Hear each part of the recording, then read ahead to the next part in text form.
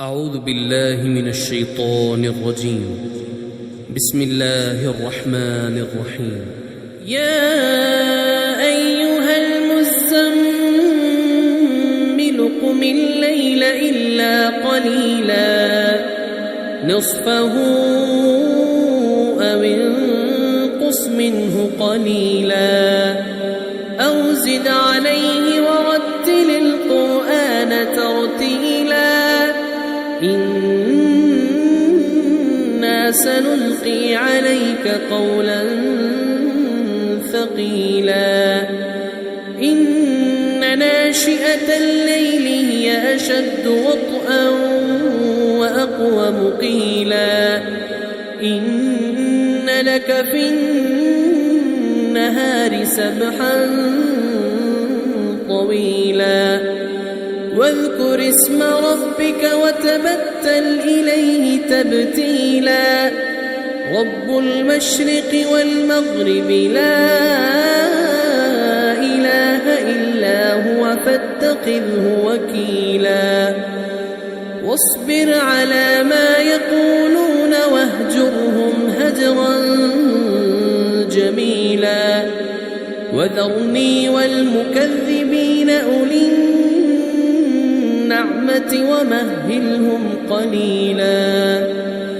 إن لدينا أنكالا وجحيما وطعاما ذا غصة وعذابا أليما يوم ترجف الأرض والجبال وكانت الجبال كثيبا مهيلا إنا أرسلنا إليكم رسولا شاهدا عليكم كما أرسلنا إلى فرعون رسولا فعصى فرعون الرسول فأخذناه أخذا وبيلا فكيف تتقون إن كفرتم يوما يجعل الولدان شيبا السماء منفطر به كان وعده مفعولا إن هذه تذكرة فمن شاء اتخذ إلى ربه سبيلا إن ربك يعلم أنك تقوم أدنى من ثلثي الليل ونصفه وثلثه وطائفة من الذين معك والله يقدر الليل والنهار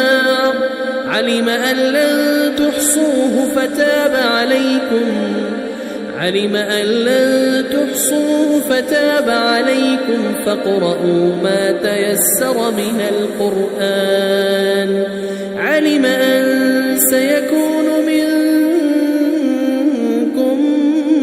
مرضى وآخرون يضربون في الأرض يبتغون من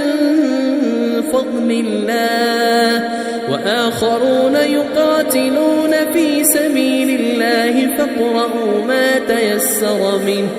وأقيموا الصلاة وآتوا الزكاة وأقرضوا الله قرضا حسنا وما تقدموا لأنفسكم